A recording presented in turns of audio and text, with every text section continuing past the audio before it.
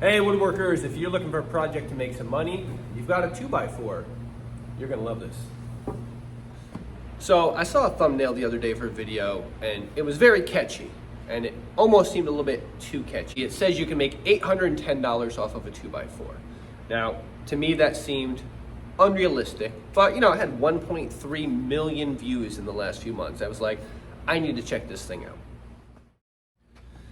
Now, I did go through this build and I have some issues with it. I have some issues about some of the claims in the video and one little hiccup with the way he made it, but I'm gonna show you how you can actually make money from this and set a realistic goal. So if you have a 2x4, you're gonna need a miter saw and a drill, and let's do a real project with some real financial expectations. So according to Google, roughly 5 billion people on this planet have cell phones. So this project does revolve around a cell phone. So you're gonna do a few measurements here. And I'm gonna show you the measurements he did in the video, and I'm gonna talk about why I have a problem with that. So here's what he did. He measured down 3 inches, made a mark. Measured down 5/8 of an inch, made a mark, and then went another 1 3/8, which put him at a 5-inch total. Now, before you go building, remember, I said there's something about this plan that he does that I don't like. It doesn't work right. So stay tuned a little bit later. I'm going to show you how to fix it. So for now, just don't start building. All right, so you've got a few marks here. And grab a speed square and just kind of draw out those lines.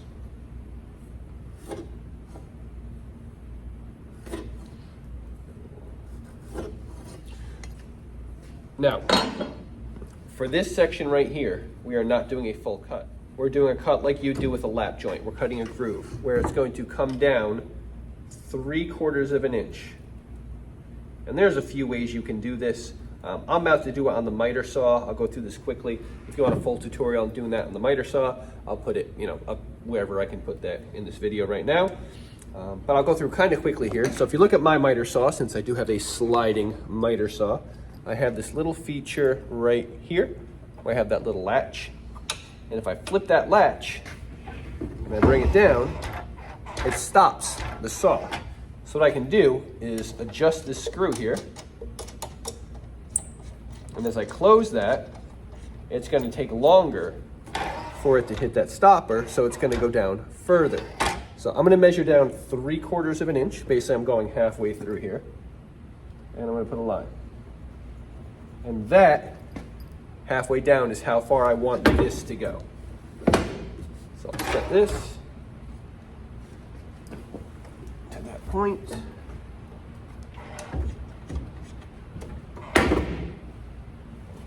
All right, right there. Now, you do need to put a spacer behind this.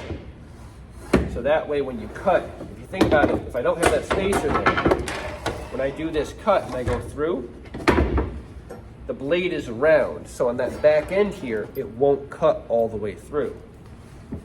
So by putting a spacer, now it will cut all the way through. And all I'm gonna do is I'm gonna rip through this.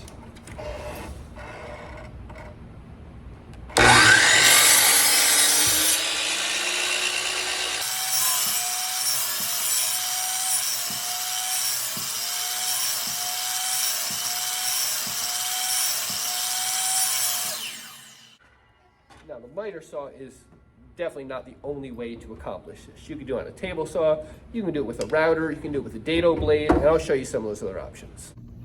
All right, so what I want to accomplish here is a cut that is halfway through here, so about 3/4 of an inch high. So what I'm going to do is I'm going to set this here, and I'm going to adjust the height of the blade to right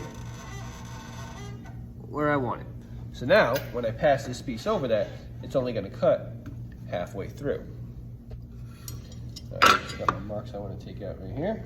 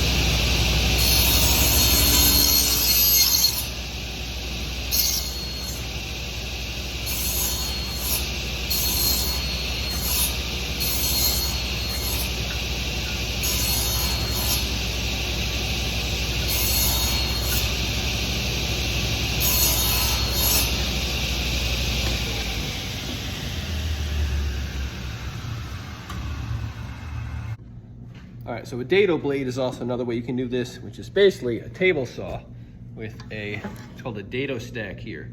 And that is much wider, and you can actually adjust the width. What that's gonna do is it's gonna allow me to do what I just did on the table saw, but in a lot less cuts. And you can actually set it to the exact size you need. Now, what I have on there right now is a little bit too thin, but I'm still gonna be able to do it in 2 passes instead of probably 7 or 8 on the table saw.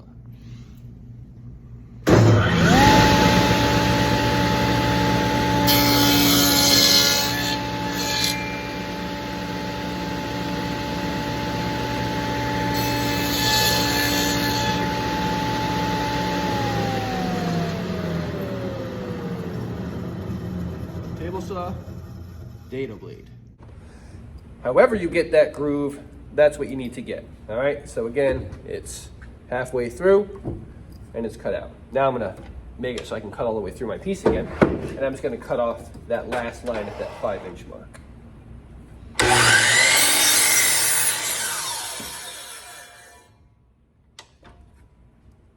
Now, look at that lovely phone stand, except that's not what it's gonna be. We're gonna take this one step further here. So the next step is to find the center of this. So easiest way to do that is whenever you have a square or a rectangle, if you just put a straight edge from corner to corner,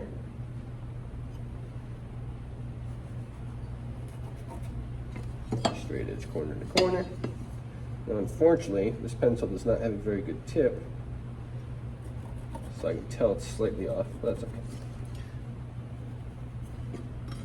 All right, so you get your X. Now we need a 1-inch Forstner bit. Okay, so here's one of the problems I had with the video. This is the Forstner bit. You have about 3 inches from here to here. I need to get through that, which means I have that little bit for the drill to hold on to. All right, not a lot of room. Now in the video, you can see he's not using a drill press. He has a regular drill, so you know it's a little elongated on the end, but you see him go through, and then there's a quick edit, and it looks like he adjusts it and goes through again. And he makes it look like it works well, but I've tried this a few different ways, and it's not working well for me. So here's my suggestion. Instead of having a full 3 inches here, cut it down to like 2 3/4. All right, so you're gonna take 1/4 of an inch off, and then from there go your 5/8 of an inch. So let's look at the correct measurements. All right, to actually make this work, like I said, instead of 3 inches, I'm gonna go 2 3/4. All right, so 2 3/4, and then 1, 2, 3, 4, 5/8 of an inch. So that puts me at 3 3/4, and then I'll still go with 5 inches on the long end. So I'm gonna do the same thing I had on there before, where I'm gonna draw these lines out, and I'm gonna do the same thing I just did. Only difference is I moved it 1/4 of an inch that way, and because I did that, this is gonna be 10 times easier for the next step.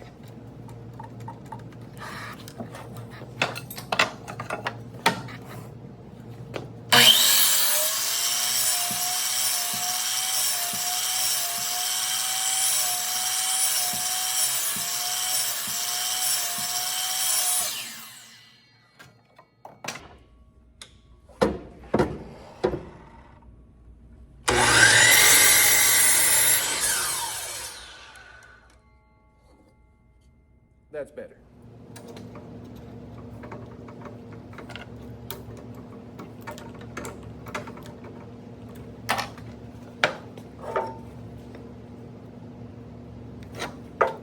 Let's try use the new one.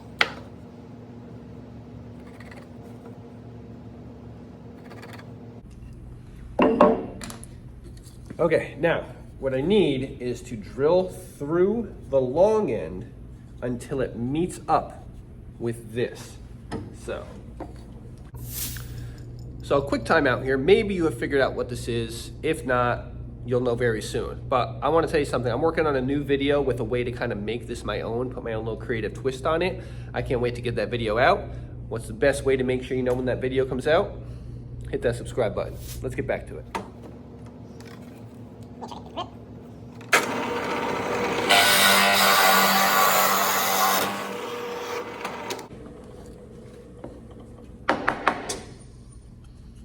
So you can see, the hole went through.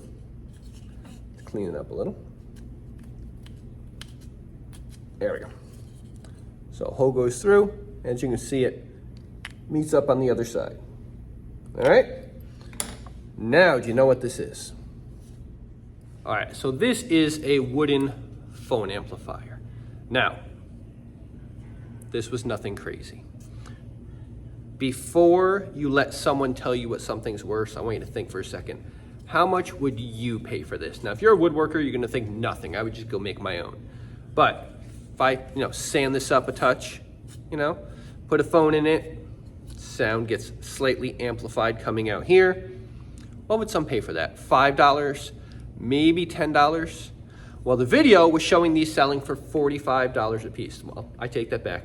He wasn't showing them selling for that. He was saying, you can sell them for $45 a piece. And if you do that, sell for a day, you'll make $70,000 a year. But is that realistic? Let's check. So we look at these prices here, and you have much nicer looking speakers for less money. Now the one in the middle there, that's a 4x4, $30, but it looks nice. The holes are drilled nicely. You have one on the right made out of hardwood. We look over here, the one on the left, yeah, it's a little bit more money, but that's obviously much nicer than that one that we just made. So there is definitely competition here. And then on the low ball here, at the low end of the prices, you have this one. These range from $14 and change to about $30. But as you can see, these look nice. Okay, this was my big problem with this video. In the video, he said, you make 18 of these out of a 2x4, you sell them for $45 a piece, and you make a lot of money, over $800 a board. Would you pay $45 for this? And I'm willing to bet the answer is no. But that doesn't mean you can't make money with these. So if you can get 18 of these out of a 2x4, what if you get $10 a piece for them? So how easy those were to make? Now, granted, you got a little sanding here, a few minutes of work on each one, maybe stain it. That's $180 from a 2x4. If you could get $5 for these, that's $90 from a single 2x4. There's nothing wrong with that. Now, on Etsy, you see people are selling these, trying to get 20-something dollars for ones kind of like this, maybe stained, but you can't compete trying to sell these for $45 when you have people selling these beautiful ones out of maple and oak and all this stuff, where they obviously put a lot more work into them. They look a lot nicer. So when you're building a project to sell, have realistic expectations. There's nothing wrong with making 18 of these out of a 2x4, selling for $5 a piece, and putting $90 in your pocket. Why would you need to say you can sell them for $45 a piece when that is not realistic? Now, maybe try and sell them for $20. See what happens from there. You can sell them for $20 a piece. That's what, $360? That's not bad at all. I don't think you're going to get that too often, but $10, $5, you're still making money. So hopefully this was helpful. Hopefully this set a realistic expectation. I teach high schoolers, and so many times they've come in and they're like, oh, we saw this project, we're going to be rich. And I'm like, no. Let's look at it realistically. Let's do some research. Take your time, do some research. What can you actually sell something for? Is it worth your time? And if it is, build it. Try and sell it. Give it a shot. Who knows? Something like this, scrap piece of 2x4, maybe you turn into a few bucks. Make sure you like, subscribe if you like woodworking tips, tricks, tutorials. I'll see you next time.